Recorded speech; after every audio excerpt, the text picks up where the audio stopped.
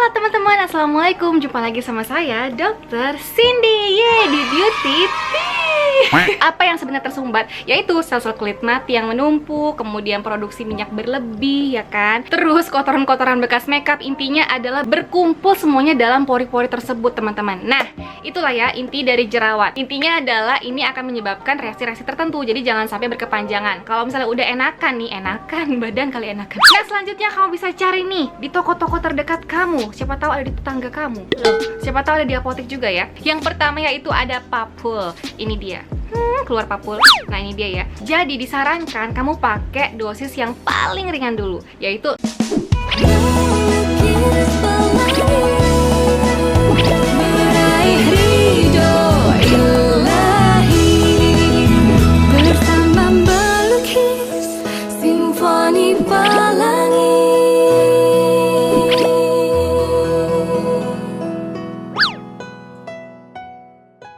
jadi teman-teman, papul ini yang tadinya komedo nggak disembuhkan, nggak diobati, lama-lama ditambah lagi dengan gaya hidup yang tidak sehat, yaitu makanan yang banyak gulanya atau lemak jahat, nggak bersih, dan masih banyak lagi. Nanti dia akan berkembang lagi nih, meradang lagi, bakterinya semakin merajalela di wajah kamu yang unyu itu. Nah, ini akan menjadi papul teman-teman, yaitu benjolan kecil yang ukurannya kurang lebih 1 cm yang bersifat lumayan nyeri teman-teman. Papul ini terjadi karena dinding di sekitar pori rusak karena peradangan yang cukup parah dan sangat sensitif terhadap sentuhan. Bukan kamu aja yang sensitif, tapi jerawat juga loh. Jadi jangan sampai kamu mencet cacut, apalagi pas tipe yang papul ini teman-teman. Aduh, dia gampang banget semakin melebar. Jadi jangan sampai ia tersentuh-sentuh sama jari kamu ini ya, apalagi sama jarum. Aduh, no. Nanti dia akan menjadi bekas jerawat yang pernah saya sebutkan di ini, konten bekas jerawat, tipe-tipe bekas jerawat, cara mengatasinya. Nah, iklan lagi kan, promo. Oke? Nah, kalau misalnya papul ini nggak diobati lagi, kamu biarkan aja dia muncul di pipi kamu yang lucu itu, nanti akan muncul nih perkumpulan dari sel-sel darah putih untuk melawan si bakteri tersebut. Muncullah yang namanya pus atau nanah di bintik kecil di tengah-tengah, namanya pustul, yaitu benjolan yang sedikit lebih besar dari sebelumnya, memiliki inti berwarna putih atau kuning dan dikelilingi merah. Nah, untuk cara mengatasinya bagaimana nih? Nah, ini dia teman-teman, mumpung masih di luar gitu ya, masih di atas, teratas, belum masuk ke lapisan kulit yang terdalam gitu teman-teman, masih bisa diatasi dengan yang tadi ya, seperti benzoil peroksida, kemudian asam salisilat, sulfur, retinoid, tambahannya misalnya ada tea tree oil juga, dan tambahannya lagi salep yang mengandung antibiotik. Ada di apotek atau misalnya di supermarket terdekat yang menjual salep yang isinya ada antibiotiknya. Apa aja antibiotiknya? Saya akan menghadirkan dia di sini. Nah, nama antibiotiknya yaitu tetracycline, kemudian ada erythromycin dan juga clindamycin. Jadi kamu pilih salah satu dari ketiga itu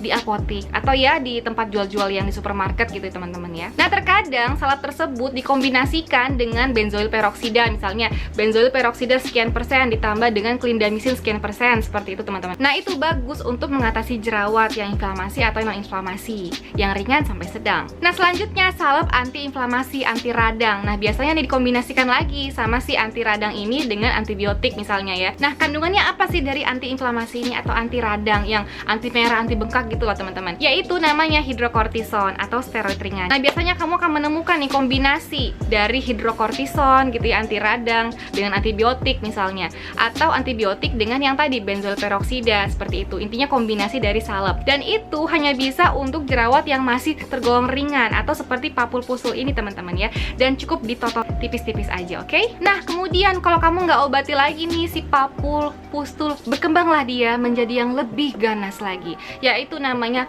nodul. Jadi nodul ini adalah benjolan keras yang terbentuk di bawah permukaan kulit dan bersifat lebih nyeri lagi daripada sebelumnya. Nah, misalnya didiamkan lagi teman-teman, berkembanglah si bakteri tersebut, semakin melalang buana dia dalam kulit kamu, dan juga diseranglah lagi sama sel-sel darah putih, menyebabkan lagi nanah pus, jadilah kistik atau jerawat kistik. Intinya adalah jerawatnya semakin membesar dan juga ada nanah lagi, dan itu semakin menyiksa teman-teman. Nah, kalau sudah seperti ini tandanya sudah menjadi peradangan yang lebih luas dan masuk lebih lagi ke dalam permukaan kulit kamu. Nah, makanya kalau udah seperti ini disarankan untuk diatasi oleh dokter spesialis kulit ataupun dokter estetika yang sudah berlisensi atau ahli di bidangnya teman-teman. Jadi kamu akan bertatap muka langsung sama dokternya, akan dilihat ini jerawatnya yang mana, ya kan, keparahannya yang mana, tingkatnya yang mana, jenis-jenis yang mana, panjang deh pokoknya. Nah, jadi kamu akan langsung ditentukan nih, kamu akan dikasih ini, dikasih ini gitu. Jadi kalau misalnya udah nodul, kistik, dan banyak lagi teman-teman, nanti akan ada pengobatan yang lainnya. Misalnya nih, kamu akan dikasih obat minum atau kita sebut sebagai oral medication. Jadi pengobatannya itu dari dalam. Yang pertama, kamu bisa diberikan obat antibiotik, obat minum teman-teman ya. Tapi ingat sekali lagi, obat antibiotik ini harus dengan resep dokter, pengawasan dokter. Kalau tidak, kalau kamu minumnya asal-asalan, dosisnya gitu ya, tidak tepat, berkepanjangan, aduh pusing deh.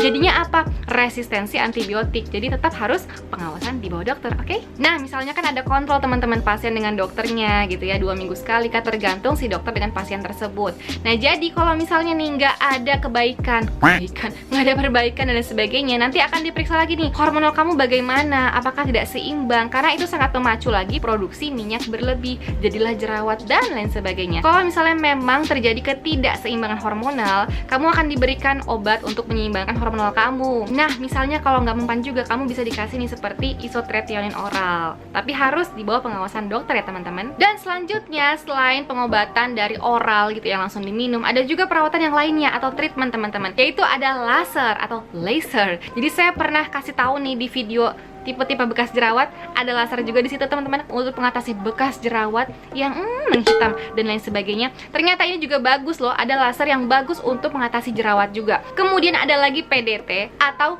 photodynamic therapy, di mana PDT ini adalah sebuah prosedur kecantikan dan perawatan non-ablatif yang tidak melukai untuk peremajaan kulit, mengatasi jerawat, mengatasi keriput, mencerahkan, dan masih banyak lagi. Nah, jadi cahaya dari LED ini berinteraksi dengan sel-sel dan merangsang untuk pembentukan kolagen baru dan juga elastin teman-teman. Nah, treatment selanjutnya kamu mungkin akan disarankan untuk chemical atau chemical peeling. Apa itu chemical peeling? Udah pernah saya sebutkan lagi di bekas jerawat, saya jelaskan di situ ya. Intinya adalah senyawa asam yang dioleskan di kulit wajah kamu, apalagi yang ada jerawatnya itu ya. Nah, itu untuk membunuh, memberantas bakteri, untuk meredakan peradangan dan lain sebagainya. Dan bisa juga dilakukan treatment beberapa kali tergantung dari kondisi kulit kamu, kondisi jerawat kamu. Jadi tergantung dokter yang menangani kamu secara langsung. Lalu ada lagi namanya injeksi steroid atau suntik menyuntik. Jadi menyuntik jerawat tertentu yang meradang dan lain sebagainya. Ini untuk meredakan peradangan secara langsung teman-teman. Dan kembali lagi, ini harus dilakukan oleh seorang dokter yang ahli di bidangnya, atau dokter spesialis kulit, atau dokter estetika yang sudah berlisensi dan sudah bersertifikat. Oke teman-teman, saya akan menjelaskan juga gimana sih caranya bisa kebentuk awal mula jerawat, kan bisa jadi komedo gitu ya. Jadi saya akan menjelaskan tentang apa sih penyebab-penyebab terbentuknya komedo. Yang pertama stres psikis tentu ya. Yang kedua hormonal, bisa karena pas premenstruasi, pas hamil gitu ya. Jadi hormonal nggak seimbang itu bisa menyebabkan minyak-minyak berlebih diproduksi lagi di kulit wajah kamu. Jadi penumpukan dan tersumbatlah pori-pori di kulit wajah kamu. Kemudian rendahnya kadar linoleat dalam sebum sehingga menyebabkan pengelupasan sel kulit mati lebih banyak lagi, sehingga akan terjadi penumpukan di pori-pori kulit wajah kamu. Lalu asam lemak bebas yang diproduksi oleh bakteri penyebab jerawat. Kemudian paparan bahan kimia tertentu misalnya propilen glikol dan beberapa pewarna kosmetik lainnya. Sobeknya folikel akibat trauma, misalnya gesekan karena masker yang terlalu kuat atau helm dan lain sebagainya. Dan makanan tinggi lemak, karbohidrat, dan gula yang sangat-sangat berlebihan. Juga rokok. Nah, itu dia teman-teman tipe-tipe jerawat dan cara mengatasinya. Intinya adalah ayolah sabar. Kenapa? Kalau dia udah muncul, ya udah. Yang paling pertama kamu lakukan adalah redamkan emosi. Itu penting teman-teman. Kalau kamu nggak meredamkan emosi, kamu nggak sabar, yang ada adalah tangan kamu akan semakin menaik ke atas. Jadi jangan sampai kamu memeletuskan si itu jerawat itu teman-teman. Karena kalau dia udah meletus, kalau dia udah dipencet, pecah, biar dia akan kemana-mana, akan semakin membesar. Yang tadinya whitehead, blackhead gitu ya, komedo, kemudian akan membesar lagi menjadi papul, pustul, nodul kistik. Aduh, itu akan semakin pusing. Jadi kalau misalnya kamu udah mulai muncul nih jerawatnya, lakukanlah step-step yang tadi dan juga pantengin terus YouTube channel ini karena saya akan menghadirkan tentang video-video jerawat yang lainnya, mungkin makanan anti jerawat. Ada loh teman-teman, kamu komen di bawah kalau kamu pengen saya bahas itu ya, atau yang lainnya bolehlah, beauty tips atau diet lagi atau health info lagi dan lain sebagainya. Komen di bawah dan ikutin ya, ada giveaway berbagi rezeki dan hadiahnya adalah Jadi jangan lupa untuk subscribe YouTube channel ini dan juga aktifkan loncengnya ya, karena setiap kali saya upload jam 4 sore akan hadir di HP kamu. Dan juga jangan lupa untuk follow IG saya di sini karena saya akan live dan juga menjawab pertanyaan dari kamu, misalnya di Ask Me Question, di story dan juga story bareng Yusuf Habibi di sini. Oke teman-teman, ya udah malam, saya mau istirahat dulu sama Yusuf ya. Bye, assalamualaikum.